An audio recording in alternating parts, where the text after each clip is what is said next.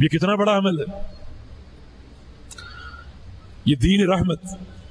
اور کوئی شخص اگر اس عمل کو چھوڑ دے اور آمین نہ کہے یا آہستہ کہے، سنت کے خلاف کہے، تو اس کے لیے اللہ تعالیٰ کے غضب کے معاملے کا اندازہ کیجیے کہ اللہ تعالیٰ نے ایک تحفہ دیا، اتنا سا کام کر لو تمہارے گناہ معاف کر دوں گا، اور آپ یہ کہہ کر چھوڑ دیں، ٹھکرا دیں کہ ہمارے ہاں ایسا نہیں، ہمارے مذہب میں ایسا نہیں، ہمارے امام کی تعلیم میں یہ بات شامل نہیں. میرے بھائی، یہ دین کسی شخصیت کی جاگیر ہے، اس پر کسی شخصیت کا ٹھیکہ ہے. اللہ تعالیٰ نے اس دین کے تعلق سے اپنی پوری خلق پر اپنی حجت کو تمام کیا ہے صرف ایک شخصیت کے ذریعے، اور وہ ہے محمد الرسول اللہ صلی اللہ علیہ وسلم. تو یہ دوسرے تیسرے نام کہاں سے آ رہے ہیں؟ اب اگر اللہ تعالیٰ کی اس تحفے کو آپ ٹھکرا دیں، اس انعام کو ٹھوکر مار دیں کہ ہمارے ہاں ایسا نہیں، تو پھر میرے بھائی اللہ تعالیٰ کے دو ہی معاملے ہیں، رحمتی سبقت غضبی. پہلے رحمت کا معاملہ، اسے نہیں مانتے تو پھر غضب اور غصے کا معاملہ.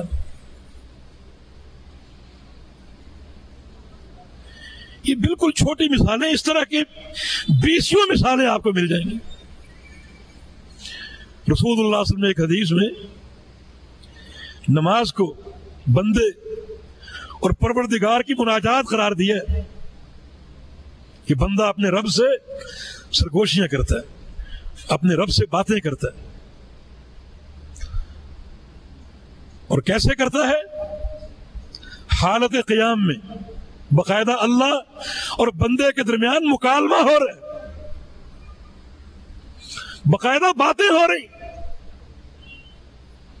رسول اللہ صلی اللہ علیہ وسلم کا فرمان ہے، یہ صحیح مسلم کی حدیث کے الفاظ ہیں، اذا قال العبد الحمد للہ رب العالمین، کہ بندہ الحمد للہ رب العالمین کہتا ہے، اوپر سے اللہ جواب دیتا ہے کہ حامدنی عبدی، میرے بندے نے میری تعریف کا حق ادا کر دیا. یہ مکالمہ. بندہ کہتا ہے الرحمن الرحیم، اللہ فرماتا ہے کہ اثنا علی عبدی، میرے بندے نے میری ثنا بیان کی. بندہ کہتا ہے مالک یوم الدین، اللہ فرماتا ہے مجدنی عبدی، میرے بندے نے میری بزرگی بیان کی، میری بڑائی بیان کی. بندہ کہتا ہے ایاک نعبد و ایاک نستعین، اے اللہ ہم تیری ہی عبادت کرتے ہیں اور کسی کی نہیں، اور تجھ ہی سے استعانت کرتے ہیں اور کسی سے نہیں.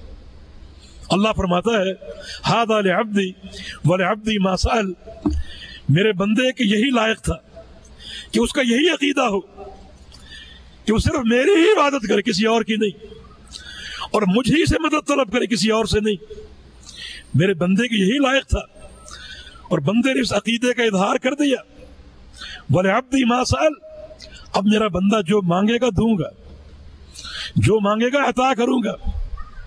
اب بندہ مانگ رہا ہے اهدنا الصراط المستقیم صراط الذین انعمت علیہم غیر المغضوب علیہم ولا الضالین، کہ یا اللہ ہمیں صراط مستقیم کی ہدایت دے، ان لوگوں کا راستہ جن پر تیرا انعام اترتا ہے، وہ نبیین ہیں، صدیقین ہیں، شہداء اور صالحین ہیں. اور اے اللہ ہمیں دو قوموں کے راستے سے بچانا، ایک مغضوب اور دوسرے ضالین. مغضوب علیہم وہ جو تیرے غضب کے مستحق ہوئے، یہ یہودی ہیں جن کے پاس علم تھا عمل نہیں تھا، انہوں نے علم حاصل کر کے اپنے اوپر اللہ کی حجت قائم کر لی، عمل نہیں کیا. دوسرے ضالین عیسائی جن کے پاس عمل تھا علم نہیں تھا، اپنی خواہشات پر چلے، بڑوں کی پیروی کرتے رہے، بزرگوں کی باتیں، فلاں کا فرمان اور فلاں کا قول. یا اللہ ہمیں ان دونوں قوموں کے راستے سے بچانا. اللہ فرماتا ہے ھذا لعبدی ولعبدی ما سأل، میرے بندے کے یہی لائق تھا کہ مجھ سے دین مانگے. بندے نے دین مانگا، اسے دین بھی دوں گا، اور جو مزید سوال کرے گا وہ بھی عطا کروں گا. یہ مکالمہ، اور یہ مکالمہ، یہ مناجات سورہ فاتحہ کے ذریعے کتنی فضیلت ہے, کتنی عظمت ہے کہ ایک بندہ اپنے رب سے باتیں کر رہے اور اللہ جواب دے رہے. اس سے بڑی عظمت کیا ہو سکتی؟ اللہ تعالیٰ نے کتنا بڑا انعام دیا. ایک ایسی صورت ہمیں عطا فرما دی کہ جو صورت واقعی خالق اور مخلوق کے مابین ایک مکالمہ ہے, ایک گفتگو ہے, ایک مناجات ہے. لیکن ایک شخص نماز میں سورہ فاتحہ پڑھتا ہی نہیں. کہ ہمارے ہاں یہ نہیں, یہ پڑھنا ہمارے ہاں نہیں, ہمارے دین میں نہیں, ہمارے مذہب میں نہیں. بتائیے اس کے ساتھ اللہ کا کیا معاملہ ہوگا, رحمت کا یا غضب کا؟ اللہ نے ایک انعام دیا, ایک بہترین انعام, بلکہ اسے نماز کہا, اسے نماز کہا, اور آپ ٹھکرا دیں اللہ کے اس انعام کو, اس بہترین عطیہ کو کہ ایک بندہ دن میں کئی بار اللہ تعالیٰ سے باقاعدہ مناجات کر رہا ہے, گفتگو کر رہا ہے, باتیں کر رہا ہے.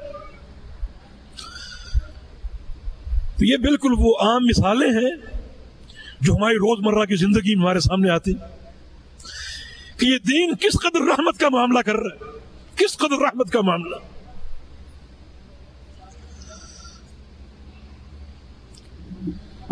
تو میرے بھائی, اگر اس رحمت کے معاملے کو قبول نہیں کرو گے تو پھر غضب کا معاملہ ہے.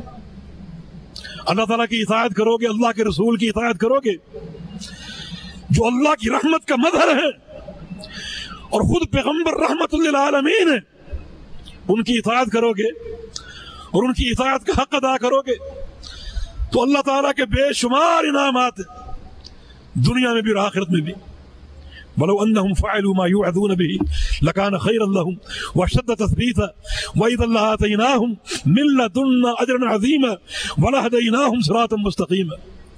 اگر یہ لوگ صرف میرے پیغمبر کی اطاعت کریں اور کسی کی نہیں, ہر معاملے میں اعتقادی مسئلہ ہو, عبادات ہو, احکام ہو, خرید و فروخت ہو, شادی بیاہ ہو, ہر معاملے میں صرف میرے پیغمبر کی اطاعت کریں, میرے پیغمبر کی مانیں, تو میں ان کو 4 نعمتیں دوں گا. لکان خیر اللہم, ہر قسم کی خیر دے دوں گا. وشد تثبیتا, دشمن کے مقابلے میں ثابت قدمی دے دوں گا, طاقت مضبوط کر دوں گا. تم غالب ہوگے, دشمن مغلوب ہوگا. اور یہ اللہ کا کام ہے. یہ غلبہ حاصل کرنا یہ ظاہری وسائل کے مرہون منت نہیں, بلکہ یہ اللہ کی توفیق سے ہوتا ہے. مسلمان میدان جنگ میں اگر شکست کھاتا ہے تو اس کا ایک ہی سبب ہے, اور وہ یہ ہے کہ مسلمان کو اس کا پروردگار چھوڑ دے. اللہ اگر ساتھ ہے تو دنیا کی کوئی طاقت مسلمان کو مغلوب نہیں کر سکتی. رسول اللہ صلی اللہ علیہ وسلم کی حدیث ہے, لن یغلب 12,000 من قلت اذا صبروا وصدقوا. میری امت کا لشکر اگر صرف 12,000 ہو, صرف 12,000, صرف 12,000, چاہے کوئی بھی دور ہو, کوئی بھی زمانہ ہو, اس دنیا میں ملایین اور بلایین انسان بستے ہیں, لیکن میرے ماننے والے مسلمان صرف 12,000 ہو تو دنیا کی یہ ساری طاقتیں مل کر ان 12,000 کو مغلوب نہیں کر سکیں گے, ان پہ غلبہ نہیں پا سکیں گے. فتح ان کی ہوگی, کامیابی ان کی ہوگی, کامرانی ان کی ہوگی, دنیا مغلوب ہوگی. یہ رسول اللہ صلی اللہ علیہ وسلم کا فرمان ہے. لیکن فرمایا کہ 2 شرطیں ہیں ساتھ, اذا صبروا وصدقوا, کہ وہ 12,000 افراد صبر کریں, صبر کرنے والے, اور دوسرا وہ سچے ہوں, سچے اللہ تعالیٰ کے ساتھ تعلق میں سچے ہوں, رسول اللہ صلی اللہ علیہ وسلم کی پیروی میں سچے ہوں, رسول اللہ صلی اللہ علیہ وسلم کی محبت میں سچے ہوں, جہاد کے مشن میں سچے ہوں, گفتار کے سچے ہوں, کردار کے سچے ہوں, ہر اعتبار سے صداقت ان کا نصب العین بن جائے. تو فرمایا کہ صرف 12,000 افراد پوری دنیا پر غالب آ سکتے ہیں, اور پوری دنیا مل کر بھی ان کا کچھ نہیں بگاڑ سکتے. کہ وشد تثبیتا, مقصد یہ کہ یہ ثابت قدمی, دشمن پر غلبہ اللہ کی توفیق سے ممکن. اور اس کا راستہ کیا ہے؟ پیغمبر اسلام کی اطاعت, پیغمبر علیہ السلام کی پیروی.